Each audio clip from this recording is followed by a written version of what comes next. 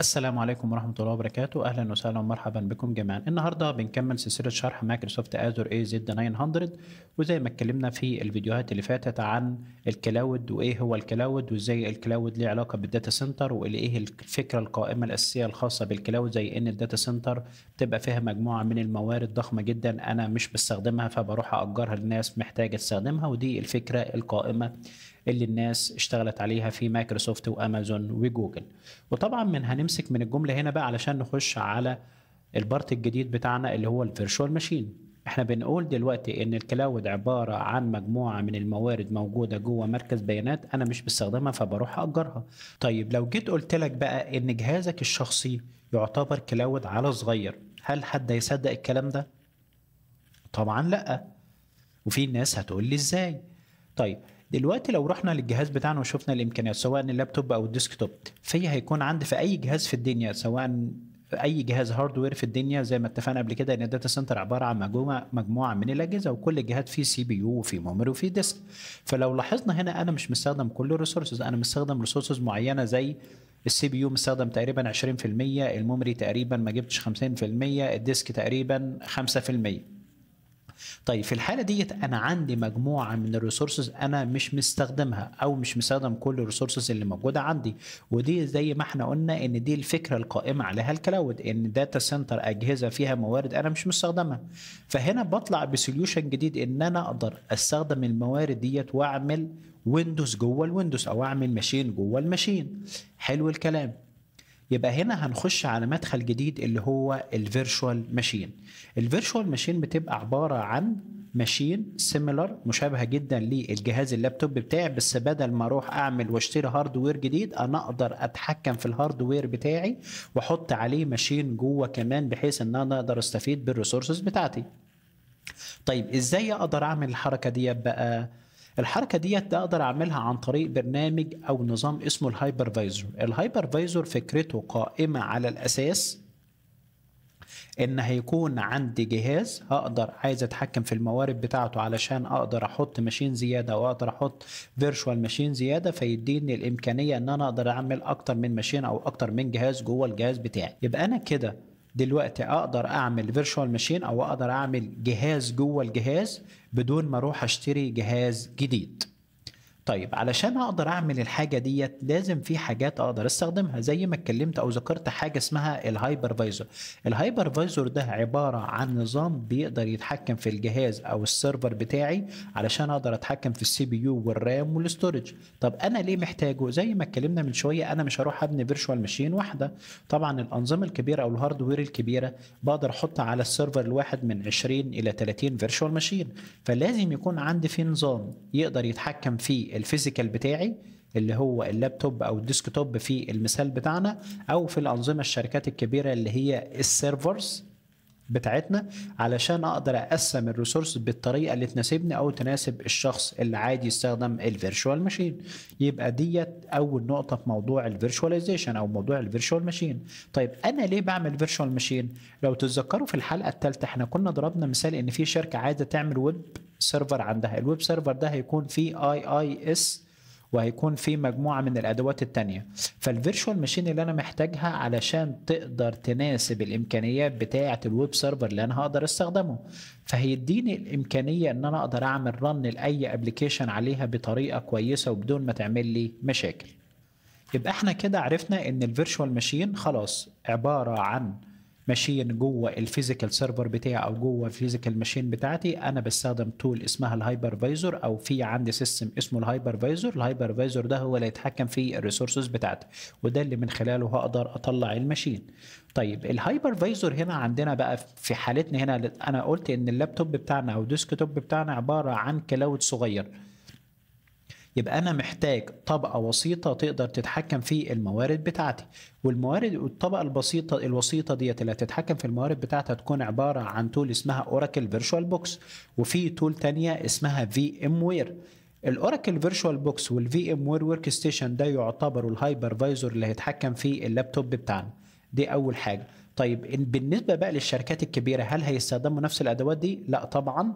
الشركات الكبيرة بتستخدم تول زي مثلا في هايبر في، دي من شركة مايكروسوفت، وفي عندنا في ام وير هورايزون، ودي من شركه في ام وير. وفي عندنا طبعا سيتريكس هايبرفايزر او سيتريكس زين سيرفر، ودي من شركه سيتريك. دي عباره عن التول اللي هي المتخصصه في مجال الشركات الكبيره وتقدر تتحكم في السيرفرات. بيبقى كده في الحاله بتاعتنا ان انا في تول صغيره اسمها اوراكل فيرتشوال بوكس، دي اللي تتحكم في الجهاز بتاعي وهتقدر من خلاله نقدر نعمل فيرتشوال ماشين.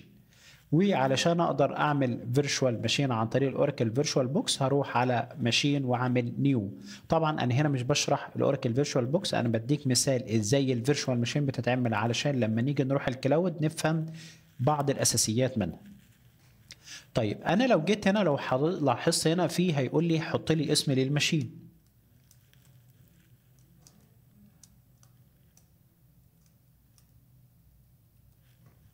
وهنا هيحط لي الفولدر بتاعها، هعمل الفيرتشوال ماشين هحطها فين، وهيقول لي اختار الايزو ايمج. طبعا انا لو عندي ايمج مثلا في خاصه بمايكروسوفت سيرفر بختار بتاعه مايكروسوفت سيرفر، لو عندي ايمج خاصه بالاوبنتو او باللينكس بختارها. فالايمج دي المسؤول عن ان انا اقدر اتحكم في الاوبريتنج سيستم اللي انا محتاجه. حلو الكلام. والطيب بتاعها هيكون ويندوز، مايكروسوفت ويندوز. وهنا بقى هاجي اروح للهاردوير بتاعي. لو اتكلمنا زي ما اتفقنا قبل كده ان الفيرتشوال ماشين او الفيزيكال سيرفر بتاعي بيبقى فيه ريسورسز زي الرام والسي بي يو والهارد ديسك. واتفقنا كمان ان الفيزيكال ماشين بتبقى خلاص فيها موارد انا بحتاج استخدمها واجرها الناس ثانيه. فالفيرتشوال ماشين انا باجي هنا بحدد نوع الميموري او سوري حجم الميموري اللي انا محتاجه، سواء 2 جيجا 4 جيجا 8 جيجا، وبروح على البروسيسور بحدد عدد الكورز اللي انا محتاجها. وكمان هنا في الهارد ديسك بروح احدد الريكويرمنت بتاعت الهارد ديسك بتاعتي اللي انا محتاجها. فكده في النهايه الفيرتشوال ماشين عباره عن ماشين اتعملت جوه الفيزيكال بتاعي زي اللابتوب او الديسكتوب، واقدر كمان اتحكم في الموارد بتاعتها سواء السي بي يو او الرام او الهارد ديسك. يبقى كده خلاص فهمنا مصطلح الفيرتشوال ماشين، وكمان اتعرضنا لفكره الفيرتشوال كومبوننت، ان الفيرتشوال ماشين تبقى فيها سي بي يو ميموري وفيها ديسك وكمان فيها اوبريتنج سيستم اللي هو ويندوز سيرفر اللي احنا اخترناه. طيب في كمان بوينتس هنا محتاجين نفهمها اللي هي النتورك والنتورك فاير وول. طيب الكومبوننت دي تعتبر من الكومبوننت الاساسيه الخاصه باي فيرتشوال ماشين. خليها قاعده عندنا، اي فيرتشوال ماشين هنحتاج نعملها لازم يكون ليها نتورك كارد بتاعها او احنا بنسميه نك، نتورك انترفيس كارد. طيب ايه فايده النتورك انترفيس كارد ده؟ هنقدر باختصار نعتبره ان هو المسؤول عن امكانيه ان الماشين تطلع على الانترنت، او اي حد من الشباب اللي عايزين يستخدموا الماشين دي بيروح يخش على الماشين عن طريق الاي بي بتاع النتورك. ففي النهايه الفيرتشوال كومبوننت الخاصه بكل فيرتشوال ماشين السي بي يو والميموري الديسك النتورك الاوبريتنج سيستم. النتورك فاير وول هنتعرض لها ليتر اون، بس النتورك فاير وول علشان اقدر من الاخر احمي الماشين بتاعتي، مش اي حد من الاخر اقدر اتحكم في الاكسس او البرميشن مين اللي يقدر يدخل على الماشين بتاعتنا. طيب احنا اتكلمنا دلوقتي عن الفيرتشوال ماشين واتكلمنا عن النتورك بتاعتنا. طيب زي ما اتفقنا في قاعده اساسيه ان اي فيرتشوال ماشين لازم يكون يتحط لها في نت او فيرتشوال نتورك، ودي هنتعرف ليها ليتر اون في فيديو شرح الخاص بالنتورك. بس في حاجات مهمه لازم نعرفها، ان الفيرتشوال ماشين ممكن تاخد نوعين من الاي بي. ايه هو الاي بي؟ الاي بي اللي هو اختصار الانترنت بروتوكول، او بنقدر نقول كده من الاخر الرقم اللي هيستخدمه او رقم الموبايل اللي انا بستخدمه علشان اعمل اتصالات بالعالم الخارجي. في الحاله ديت في عندنا نوعين من الاي بي، البرايفت اي بي والبابليك اي بي. البرايفت اي بي ده ضروري جدا جدا لكل ماشين يكون عندها برايفت علشان تقدر تستخدمه جوه الاورجانيزيشن. البابليك اي بي لما نيجي نشرح البارت بتاع النتورك هنعرف ان البابليك اي بي فايدته لو انا عايز اشتغل على الماشين ده او السيرفيس دي اشتغل عليها من بره الشبكه بتاعه النتورك بتاعتنا او من بره المنظمه، اللي هو يعتبر مشابه جدا لفكره الريموت ديسكتوب او الريموت اكسس. ففي النهايه اي ماشين لازم يكون لها نوعين من الاي بي، برايفت وبابليك اي بي. وطبعا البرايفت اي بي ده ضروري جدا ومانداتوري، ما ينفعش الماشين ما يتعملهاش برايفت اي بي، وكمان بيتحط او بيستخدمه لما اجي استخدم النك او النتورك انترفيس كارد. حلو الكلام. يبقى احنا من شويه اتكلمنا وقلنا خلاص ان انا لما اجي اعمل كونفيجريشن للفي ام محتاج ان انا اظبط السي بي يو واظبط الرام واظبط الاستورج. بس ده هياخدنا لجزئيه تانية، ان الموضوع مش بالسهوله ان هو اروح واختار واحط ارقام من دماغي. السي بي يو مثلا عايز 8 كور والرام انا عايز 16 جيجا بايت رام، لا. مايكروسوفت هنا بقى بتقسمها لمجموعه من المودلز او مجموعه من السيريز. زي بالظبط العربيه عندنا، العربيات عندنا طبعا انواع مختلفه بامكانيات مختلفه، زي مثلا في عربيات فيها 1600 حصان وتيجي مثلا مش عارف 6 سلندر. فكل عربية من كل شركة ليها أنواع مختلفة وأحجام مختلفة. هي نفس الفكرة هنا، الفي ام تعتبر نفس فكرة العربية، إن دلوقتي كل في مقاسات مختلفة للماشين، وتقدر تختار أنواع مختلفة من كل ماشين. مش شرط دلوقتي إن أنا أروح وأختار إن أنا لازم أحط الأرقام بدماغي، لأ. مايكروسوفت بتقدم لك انواع مختلفه زي فكره الكار موديلز كده او العربيات وانواعها، وتقدر تختار كل نوع في ام انت محتاجه. طيب خلينا ناخد نظره سريعه عن فكره الفي ام سايزنج موديل. طيب احنا دلوقتي عايزين نفهم ايه موضوع السيريز او في ام سيريز. احنا شرحنا من شويه وقلنا ان الكارز او انواع العربيات المختلفه كل عربيه فيها موديل مختلف، فيها اللي فيها 1600 سي سي و6 سلندر وانواع مختلفه ونوع التكييف ونوع العربيه. نفس الفكره هنا، مايكروسوفت بتقسم الفي ام بتاعتنا على مجموعه من السيريز. ايه هي الانواع اللي موجوده؟ طبعا في سلسله كتيره جدا، في سلاسل مختلفه من الفي ام. في عندي الدي سيريز وفي الاف وفي الاي وفي البي والان وهكذا. طيب انا كمحمد دلوقتي بشتغل على السيستمز او بشتغل على الفي ام، هل انا محتاج ان انا احفظ كل السيريز اللي موجوده وانواعها واختلافاتها؟ لا طبعا. وطبعا انواع كل نوع من دول بيبقى ليه استخدامات معينه، بس اكتر الانواع المستخدمه الدي والاف والاي. في النهايه زي ما قلت ان الجنرال بيربس او الاستخدامات العامه اغلب الناس بتروح دي واف او اي، بتعتمد في النهايه على استخدامات الفيرتشوال ماشين.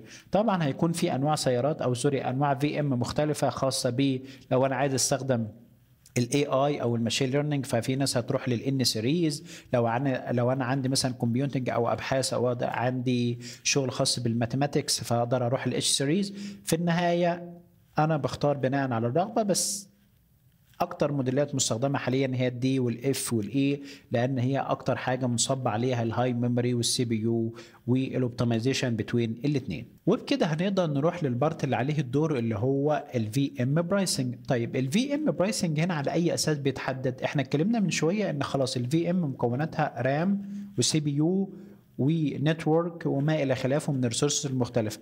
واتكلمنا قبل كده في موضوع البرايسنج ان هو قائم على باي از يو جو، ادفع وقت الاستخدام. دلوقتي لو جينا نفهم كل بارت على حده من طريقه الدفع او الطرق المختلفه للدفع جوه الكومبوننت الخاصه بالفي ام، فهنروح على سبيل المثال السي بي يو والميموري. الدفع بيكون بالدقيقه، وطبعا في ميزه هنا لما جينا اتكلمنا عن باي از يو جو ان الدفع وقت الاستخدام الفعلي. فانا لو جيت وشلت الميموري دي او شلت السي بي يو من الماشين بتاعتي خلاص مش هتشتغل، او الماشين لو مش شغاله برضو مايكروسوفت مش هتحاسبني على عدم استخدامهم. الحاجه الوحيده اللي مايكروسوفت دايما واي شركه دايما هتلاقي دايما فيها اشكاليات كبيره على عدم الاستخدام الديسك او الاستورج، ودي ممكن ناخدها لبارت تاني زي فكره الايفون. انا دلوقتي بروح اشتري 1 تيرا بايت من ابل، انا متاكد ان انا ما بستخدمش الا 600 جيجا او 700 جيجا، بس ابل بتفضل طول الوقت تحاسبنا على 1 تيرا بايت. فالاستورج عموما في اي سيرفيس في الكلاود مش زي اي سيرفيس في الكلاود، الوحيده اللي بتفضل تتحاسب عليها سواء بتستخدمها او ما بتستخدمهاش. تمام؟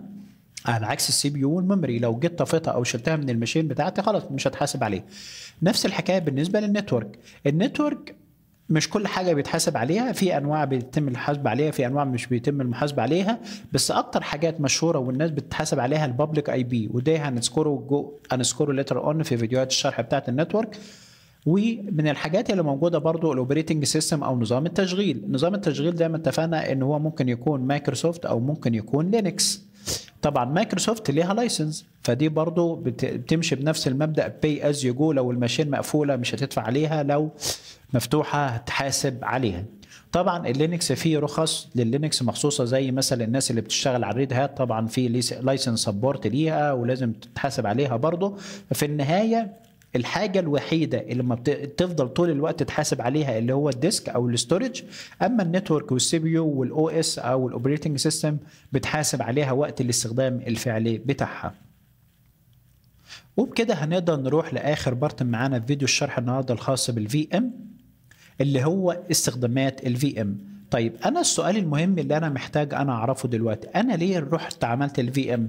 لو نلاحظ من شويه، او لو لما جينا ذكرنا من شويه، ان انا لما جيت احتجت مجموعه، انا دلوقتي محتاج اعمل ويب سيرفر عندي او اعمل موقع عندي، في خيارات زي ان انا اروح اشتري جهاز جديد او اروح اشتري هارد ديسك جديد، في حين ان جهازي الحالي عندي الريسورسز اللي انا اقدر استخدمها علشان ابني الفيرتشوال ماشين بتاعتي.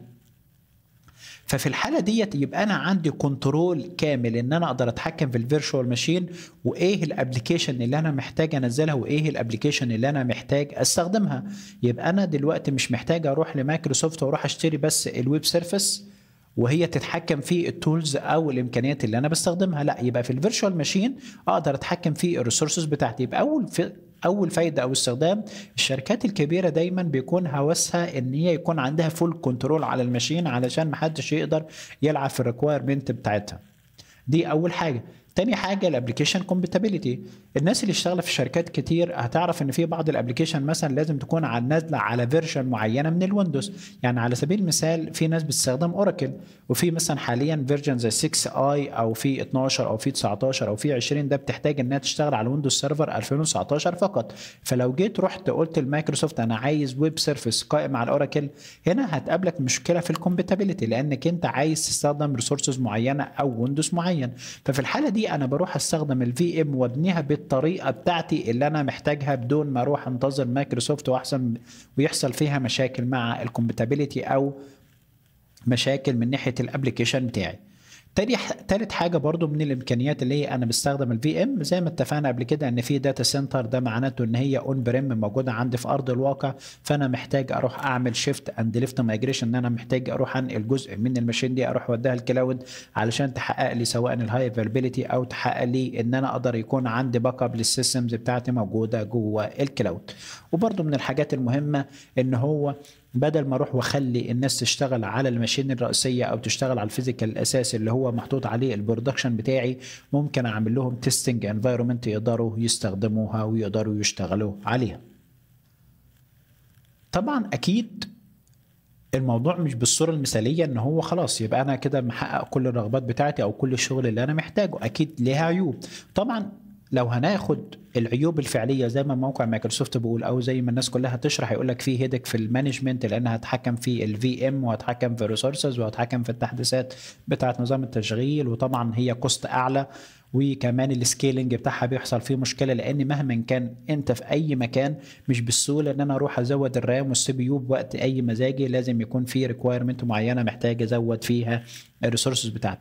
بس لو هنيجي ناخدها من الواقع العملي بالنسبه لنا دي ما تعتبرش مشاكل. ليه؟ لان دي في النهايه في تيمز قائمه ان هي تقدر تتحكم في الريسورسز دي، زي ما بقولوا كده عليهم الانفراستراكشر تيم، مسؤوليته ان الفي ام دي تفضل شغاله طول الوقت. في ناس وظيفتها كلاود ادمن، ودي بالنسبه لي ما تعتبرش عيوب قائمه في الفي ام. ليه؟ لان في تيمز اوريدي قائمه بتقدر تشغل الفي ام وتعمل لها مانجمنت وتشتغل عليها. وممكن زي ما اتكلمنا قبل كده حته الكوست اللي هو الهاير كوست بتاعتها، بس لو جينا بصينا من منظور تاني انا وفرت على الشركه حاجات كتير زي ان انا اشتري مبنى او ان انا اروح اشتري هاردوير او ان انا اعمل لها صيانه، في حين لو جيت حسبت التكلفه الاجماليه هلاقي ان الكلاود فعليا لسه موفر عليا. ودي انا بقول من وجهه نظري في الحياه العمليه دي ما تعتبرش تكنيكال ايشو كبيره بتقدر توقف الشغل على الكلاود.